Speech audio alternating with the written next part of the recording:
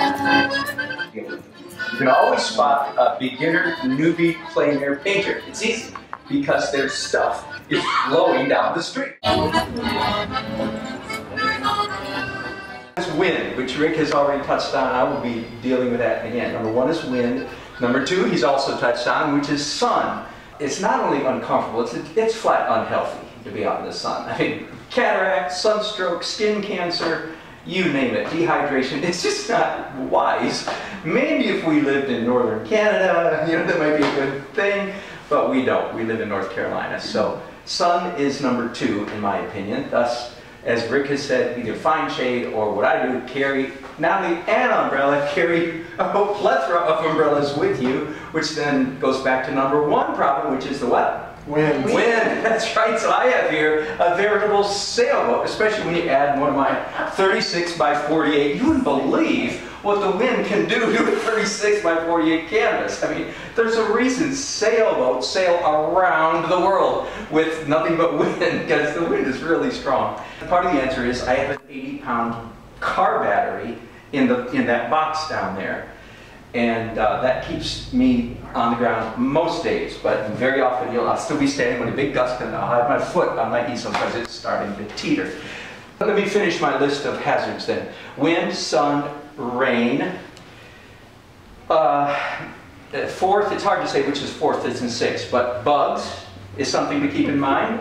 It's hard to paint when you're being bitten to death, and then you have to decide, okay, do you go with a, toxic DEET, or do you try to go with the natural stuff? I'll leave that up to you. Number five, just for fun, I'll say animals, dogs, and wildlife.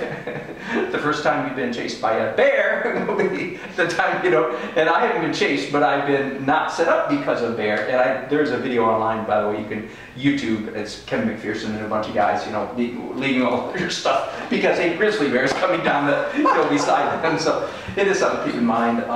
Out in Texas, it was rattlesnakes. So anyway, just something to keep in mind. And then finally, last and not least, policemen.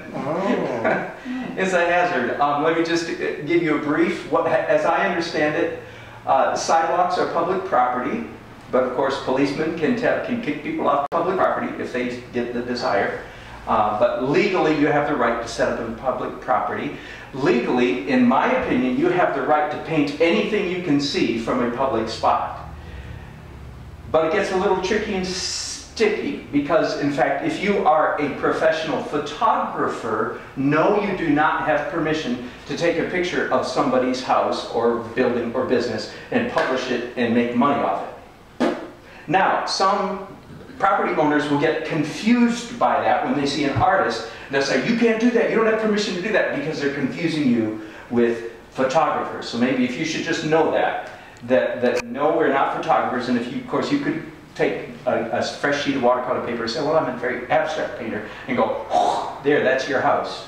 Do you see the point? That's the difference between a photographer and an artist. So as an artist, you do have, as I understand it, you can paint, what's the big, wonderful thing out in the mountains of North Carolina, the house, Biltmore. You can paint the Biltmore if you can find public property to stand on, which is not Biltmore property. Do you understand? Mm-hmm. You can paint it for free if you can stand on public property.